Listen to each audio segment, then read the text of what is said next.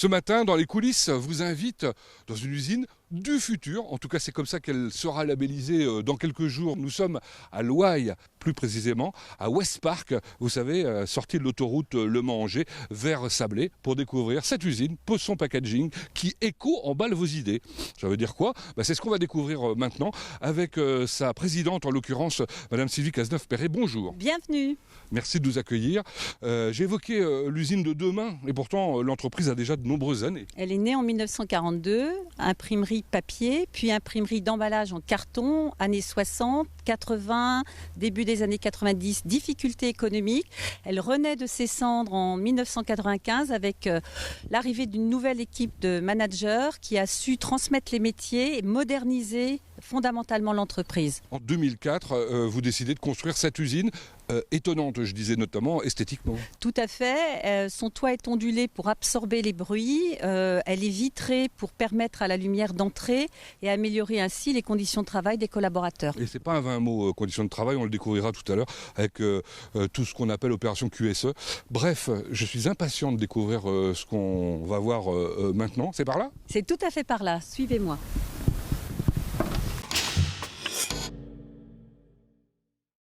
Ah, magnifique le hall. Bon, on se retrouve tout à l'heure. À tout à l'heure. C'est carrément une galerie de trophées qu'on a là, dans ce showroom en quelque sorte, où j'ai rendez-vous avec Tony et Maxime, c'est ça? Bonjour. Bonjour. Bonjour. Alors, vous êtes Tony, vous êtes Maxime. Exactement. Bon, dans la vitrine ici, ce sont les produits que vous fabriquez. Alors, une partie des produits que nous fabriquons, effectivement. Donc, les produits que nous fabriquons sont des produits imprimés offset, en carton plat ou carton ondulé, pour différents secteurs d'activité, que sont notamment le secteur agroalimentaire, la parapharmacie et l'industrie. Le secteur agroalimentaire qui vous oblige à respecter quelques normes. Qui nous oblige effectivement à respecter quelques normes et qui effectivement nous fait également beaucoup avancer. Quelques chiffres pour résumer votre activité? Donc l'activité, c'est environ 25 millions d'euros de chiffre d'affaires pour 15 000 tonnes de carton transformés par an.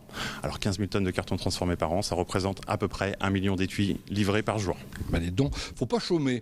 Alors Maxime, est-ce que vous pouvez m'expliquer ce qui fait la spécificité, la particularité de Poisson Packaging? Alors on a deux particularités. La première, c'est qu'on va être imprimeur offset, donc on va avoir une haute qualité d'impression qu'on va retrouver sur l'ensemble de nos emballages. Vous ne faites que des emballages imprimés, quasiment. Quasiment. Et la deuxième particularité, c'est qu'on a vraiment une démarche d'éco-conception. Donc, Poisson Packaging, éco et emballe vos idées, c'est notre slogan. Et donc, on va intégrer l'éco-conception dès la conception des emballages et puis après tout autour de la vie des emballages. Bon, pour respecter l'environnement, faire des économies, etc. Ça, c'est un prototype, c'est ça? C'est un prototype, effectivement, qui a été réalisé par le bureau d'études. Ah, bon, si on allait découvrir le bureau d'études, c'est où? Alors, le bureau d'études, c'est juste là-haut. Parfait, merci messieurs. Merci. Alors c'est par un SAS qui est le laboratoire en fait semble-t-il qu'on arrive au bureau d'études où j'ai rendez-vous avec Orlane. Bonjour. Bonjour. Orlane, qu'est-ce que vous étiez en train de faire? De préparer une découpe de prototype pour un client. Très bien. Bon, ce bureau d'études alors, présentons-le. Combien de personnes y travaillent? 6 avec les méthodes. Et alors qu'est-ce qu'on y fait? Donc des découpes si j'ai bien compris. C'en est une ça? Oui, c'est une découpe d'une boîte avec une cale. Très bien. Chaque demande du client est spécifique, particulière. Oui, c'est ça. On utilise différents types de cartons, ondulés, compacts, des cartons aptes au contact alimentaire, aussi des encres aptes au contact alimentaire qui peuvent aussi passer au micro-ondes. Oui, Voilà. ça fait votre particularité en quelque sorte. Vous mesurez tout ça évidemment. La grosse machine là, elle sert à quoi? Elle sert à écraser les boîtes pour calculer la résistance à la compression verticale. Et elle peut être forte. Faut pas mettre la main en dessous. Bon, ça on a bien compris. Alors d'autres outils de mesure à côté, il y a plein de machines ici en fait à ce que je vois. Il y a même un studio box de photos. Oui, on utilise pour prendre des photos pour envoyer aux clients le temps qu'ils reçoivent les prototypes réels. Oui, ça leur permet de travailler sur la maquette publicitaire. Vous photographiez aussi ces œuvres d'art littéralement que vous savez faire. Oui, on fait des objets design avec une table en découpe laser. C'est sympa le bureau d'études et le travail ici j'imagine. Oui. Parfait. Allez, j'ai plus loin à découvrir le planning. Merci. On nous l'avait dit, c'est vitré, c'est magnifique ici. Un grand open space au bout duquel on va trouver, je crois, Florence qui est en train de travailler. Bonjour Florence. Bonjour Pascal. Rappelez-moi votre fonction. Alors, je suis assistante de planification. Alors voilà, vous planifiez sur les logiciels qui sont là. Voilà. Donc, vous planifiez l'activité de l'usine derrière les vitres. Voilà, donc l'ensemble de la production en fait qui est planifiée sur un logiciel. C'est quoi l'objectif? On doit livrer 95% de nos clients dans le délai demandé. Et alors, c'est quoi le délai en général? Alors le délai, on est à peu près à 15 jours à réception des matières premières. Faut pas chômer, non. Si je comprends bien. Et vous y arrivez? Bien sûr. Évidemment, suis-je bête. Vous livrez où c'est sur la carte qui est derrière nous? Donc on a une grande partie de nos clients qui sont dans le Grand Quart Nord-Ouest. Alors, j'imagine que chaque couleur correspond à Une tournée livraison, voilà, ouais. Ça nous aide à planifier les livraisons en fait. Il y a combien de camions qui partent d'ici chaque Alors on a 3 camions Poisson, et puis après on doit faire à peu près 6-7 exports par jour. Pas mal. Bon, je suis impatient d'aller la découvrir maintenant que je l'ai aperçu l'usine. Merci Florence. Merci. Il faut être habillé quand on est dans une usine qui traite de l'agroalimentaire. Il faut protéger évidemment les matériaux des bactéries qu'on pourrait leur apporter. Cette usine, on a dit qu'elle est ultra moderne, là on va le découvrir. On est à l'extérieur entre les quais d'expédition et les quais de réception qu'on va découvrir dans un instant. On nous a dit qu'elle respectait l'environnement, on le voit bien ici puisque ces camions chargent tous les déchets qu'ils vont être retraités. Cette grande pièce est étonnante. En effet, sous l'ensemble de l'usine, il y a un tapis roulant qui permet de récupérer tous les déchets, en quelque sorte de papier essentiellement et de carton. Et c'est automatiquement récupéré ici pour être utilisé ensuite et transformé. Bon, il est temps maintenant d'aller découvrir le premier pas du processus, c'est la réception des matières premières. Comme vous le constatez, on est en train de décharger une semis et on est auprès de Audrey qui, elle, est en train de préparer, je ne sais pas comment ça s'appelle, ça, une fiche? Non, des panneaux d'identification pour le carton. Que vous mettez où? Devant l'ouranger pour retrouver plus facilement notre carton pour le mettre en machine. Ah oui, parce qu'il faut le gérer, le stock qui arrive, donc de matières premières. Là, hein. Matière première, donc le carton, on reçoit aussi les colles, les encres, tous les consommables. D'accord. Mais rien qu'en carton, par exemple, c'est quoi? C'est toutes les références qu'on trouve là? Il y a une partie des références qu'on a ici, et il y a à peu près 30 références différentes pour l'entreprise. Ok, alors on les range de quelle manière? C'est un stockage de masse, on empile les bobines et les palettes. Ouais, ça veut dire qu'il faut savoir jongler. On optimise la place, c'est comme un Tetris géant finalement. Pour ce faire, il y a combien de camions comme celui de monsieur qui arrive d'où d'ailleurs? Celui-là il arrive d'Alsace, le carton fabriqué en Allemagne. Combien par jour? 3 et 4, entre 3 et 4. Parfait. Bon, vous occupez pas du tout de l'expédition, vous hein? Ça m'arrive, mais là en ce moment c'est quelqu'un d'autre et... C'est de l'autre côté de toute façon de l'usine. Voilà. On charge les camions pour le Grand Ouest et nos clients qui sont dans la zone de Sablé. Merci Audrey. Merci à vous. Allez, bon courage. En fait, il y a des bureaux dans le fond de l'atelier. Autant les découvrir maintenant. Et en l'occurrence, c'est avec, je crois, Bénédicte. Bonjour. Bonjour. Où sommes-nous? Vous êtes au service pré-presse. Pré-presse, alors ça veut dire quoi?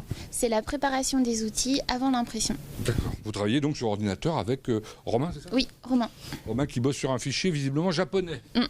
Bon, alors c'est quoi les fichiers en l'occurrence que vous utilisez?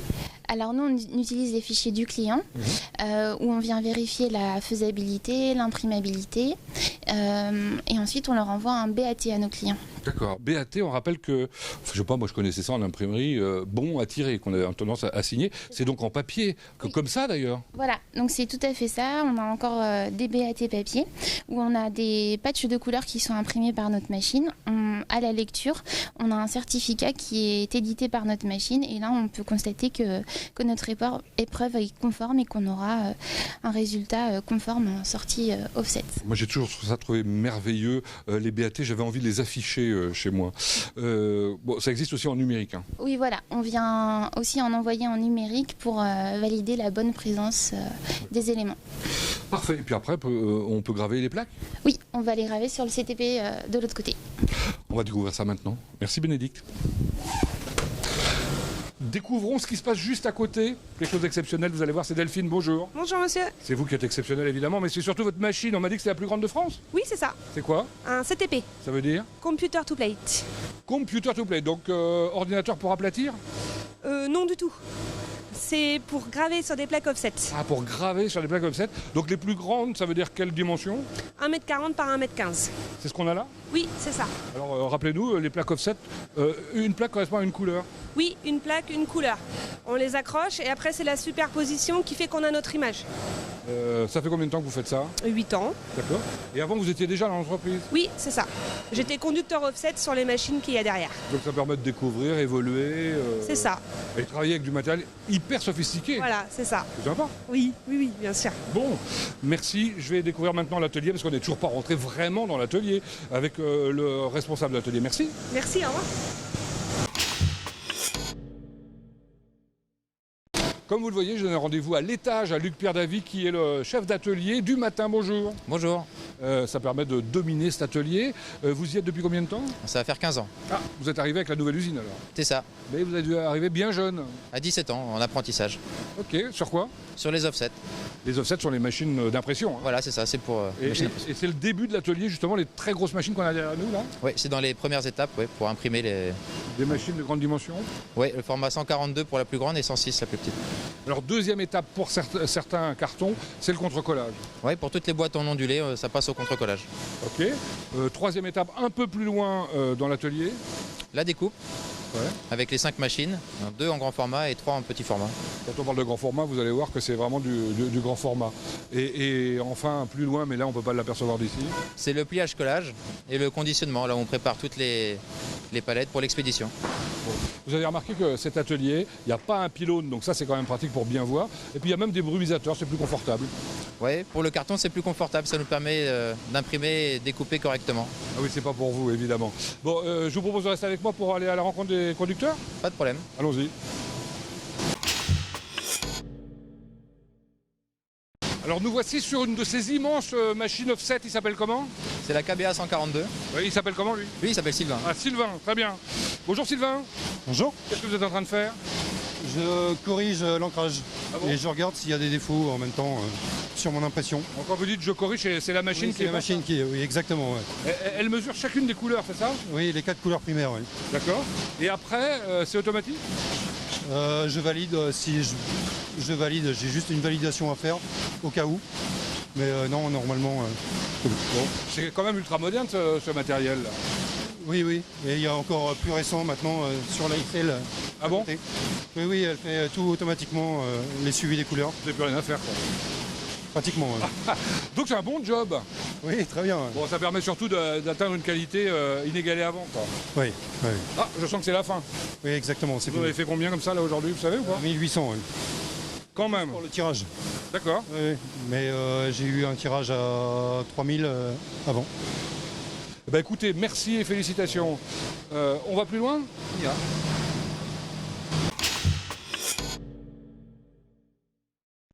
On va à la découverte d'une énorme machine alors que vous-même vous découvrez des choses qui se déroulent dans cette magnifique usine avec Nicolas. Bonjour. Bonjour. Alors Nicolas, vous êtes le collègue de Luc-Pierre qu'on a laissé quelques instants mais qu'on va retrouver tout à l'heure. Parce que vous devez nous parler d'une machine alors absolument énorme qu'on voit là, qui est une contre-colleuse. Je dis énorme, combien de mètres? 57 mètres de long, voilà. Est-ce que vous la connaissez bien? Oui, un petit peu, j'ai travaillé 20 ans dessus, voilà, ça fait 28 ans que je suis dans la société. Waouh. En effet, et donc la machine évidemment vous pouvez bien la connaître. Elle est tellement importante d'ailleurs qu'il lui faut plusieurs personnes pour s'en occuper. D'ailleurs on voit un opérateur ici, il y en a un autre là-bas. Oui, tout à fait, 2 personnes, voire 3. Alors contre-collage, ça veut dire quoi? Ça veut dire qu'après l'impression en offset, qu'est-ce qui se passe? Alors on vient coller la feuille d'impression sur 2 couches de papier qu'on colle déjà entre eux. Et des papiers qui sont comme le toit ondulés? Ils sont ondulés, tout à fait, voilà. Et ceci pourquoi? Pour donner une meilleure rigidité. Un mot des volumes ou peut-être de la vitesse? Alors c'est une machine qui doit atteindre les 100 mètres minutes, 6 km/h à peu près. Ouais, donc c'est bon pour faire un marathon. Hein. Oui, c'est pas mal. À peu près.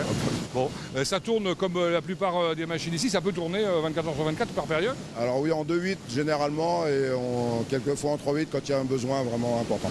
Puisque vous êtes chef d'atelier, il y a combien de personnes qui travaillent dans l'atelier en ce moment par exemple? Alors là, cet après-midi, il y a une petite trentaine de personnes dans l'atelier. D'accord. On vous rappelle que dans la société, il y a 160 personnes qui travaillent en tout, mais voilà.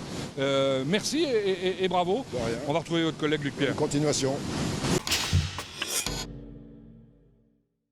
Qui nous présentez-vous maintenant? Stéphane. D'accord. Et lui, il fait quoi? Il conduit la découpe. Très bien. Bonjour Stéphane. Bonjour. Vous étiez en train de faire quoi là? Je viens pour préparer le tirage d'après. Et avec cet outil là? Voilà, donc là on a la contreforme qui est associée à la forme pour découper les feuilles, feuille à feuille, comme un emporte-pièce. D'accord. C'est ce qu'on appelle un outil de découpe quoi. C'est ça. Bon. Donc la machine vient frapper là-dessus et par saccade, c'est ça? Chaque feuille à feuille, on vient comme un emporte-pièce. D'accord. C'est la machine qui est derrière vous là? Voilà, c'est ça. Donc votre métier, c'est d'abord de régler la machine. Voilà, donc à la machine. Et, combien de temps? À peu près 3 quarts d'heure. Pour ensuite, combien de temps de travail? Ça va dépendre de la quantité qu'il y a découpée, mais ça va aller d'un quart d'heure à plusieurs dizaines d'heures. Carrément.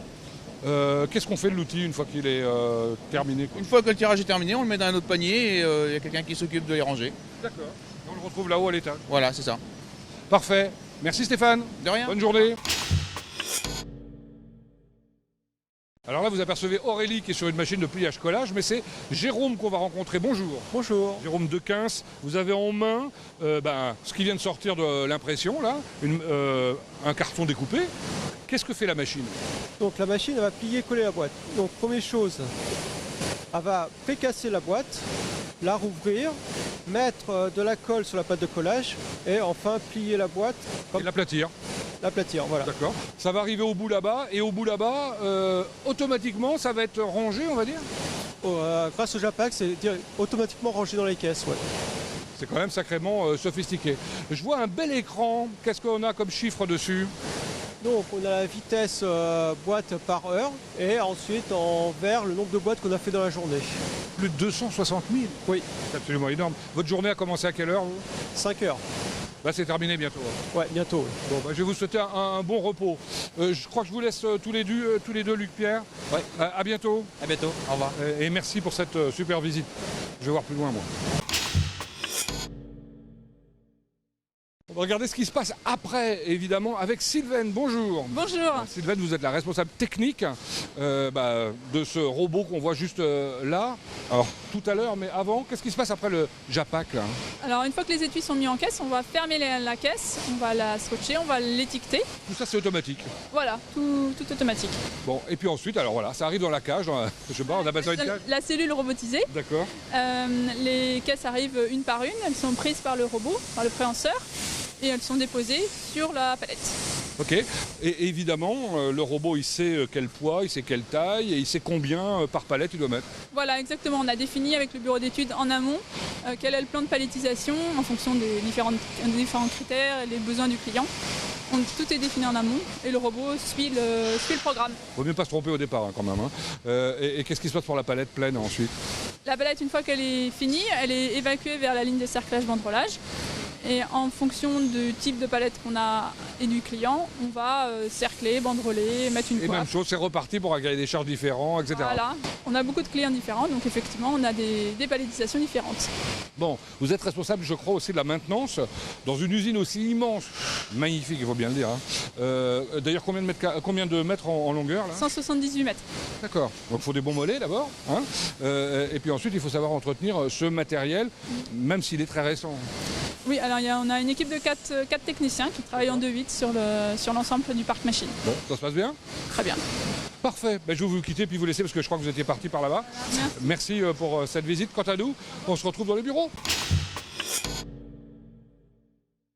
Quand je vois un escalier comme celui-là et un grand hall magnifique, ça me donne qu'une envie, c'est de découvrir ce qu'il y a sur la mezzanine. C'est là que j'ai donné rendez-vous à Laurent Dumont. Bonjour, bienvenue, merci. Alors, encore un showroom pour présenter les multiples produits que vous fabriquez dans l'usine. Usine ultra moderne, ça on s'en doutait un peu. Alors la notion de l'environnement, c'est essentiel ici. Elle est effectivement fondamentale, au même titre que d'autres certifications que nous détenons. On va dire que pour faire simple et court, en fait, ces certifications nous ont permis de redresser l'entreprise depuis 1995 et d'asseoir notre militantisme en fait donc sur les différents référentiels. Et pour parler de la 14001 de l'environnement, on fêtera l'année prochaine le 20e anniversaire de cette norme. Donc ça prouve bien que voilà, c'est pas qu'une question de mode, c'est vraiment une histoire de valeur avant tout. Et l'environnement, c'est source de développement d'après ce que vous nous expliquez. Alors ces petits étuis, puisqu'on appelle ça des étuis, les emballages en carton, j'ai découvert là, c'est beaucoup plus complexe que ce qu'on imagine. Exactement. Donc je vais prendre un étui par exemple au hasard. Donc effectivement, on voit le côté esthétique de l'étui, mais au-delà de ça et derrière ça, on a des exigences ultra précises en termes de mécanisation. Donc l'étui, le carton doit répondre à certaines propriétés pour garantir chez nos clients une parfaite machinabilité. Bon, la qualité, c'est une notion de base, j'allais dire. Et fondamentale, absolument, sur la pérennisation de nos savoir-faire et sur aussi l'attractivité client. Alors savoir-faire et savoir communiquer, regardez ce magnifique rapport RSE, j'en ai jamais lu un pareil, complet, magnifique, complet. Et à l'intérieur, on y découvre quelque chose. Vous êtes parmi les entreprises EcoVadis Gold. Exceptionnel, c'est quoi? Ça traduit aussi notre engagement sur la partie RSE, responsabilité sociale des entreprises. Donc EcoVadis, une communauté, 40 000 entreprises à peu près faites dans le monde. Vous êtes dans le top. Et on est dans le top 1%, donc voilà. Je suis content de vous avoir rencontré et félicitations. Merci à vous et très bonne journée. On finit la présentation. Dans une usine moderne, l'informatique est essentielle. Eh bien voilà, le service informatique dans toute sa splendeur. C'est bien ça? Bonjour Philippe. C'est ça, bonjour. Dans toute sa splendeur, vous êtes 2 en tout et pour tout? Oui. Donc super efficace alors. On essaye. En tout cas super créatif, puisque vous avez inventé une sorte de Twitter pour l'entreprise. Comment ça s'appelle? Les alertes incidents. C'est un forum en fait d'échange qu'on a mis en place entre la production et les responsables du site. Pour qu'il y ait plus d'échanges. Exactement. Bon. Et ça marche? Très bien, oui. Bon, à partir de quoi les gens envoient des messages à partir de leur machine? Oui, c'est ça en fait. Chaque poste de production possède un ordinateur et on a mis en place un intranet qui permet justement cet échange. Alors quand je demandais ça fonctionne, ça veut dire que tout le monde s'y est réellement mis. Ça existe depuis combien de temps d'abord? Depuis 10 ans à peu près. Voilà, et tout le monde s'y est mis? Oui. Vraiment? C'est une question d'habitude en fait. Un peu de réticence au début, mais maintenant il n'y a aucun souci. Ça fait partie des usages. Vous avez de la chance, hein. Bravo. Merci pour ces précisions. On va peut-être découvrir votre voisin, Erwan, je crois. Hein. C'est ça, Erwan Bécher. Alors qu'est-ce que vous faites, vous, Erwan? Moi, je suis alternant ici en responsable ingénierie système et réseau au CESI du Mans. Au CESI du Mans, donc vous venez 3 semaines? Je suis là 3 semaines au travail et 1 semaine en cours par mois. Ça se passe bien? Très très bien. Et alors avoir un créateur comme lui... C'est parfait. C'est lui qui l'a dit, c'est pas moi. Hein.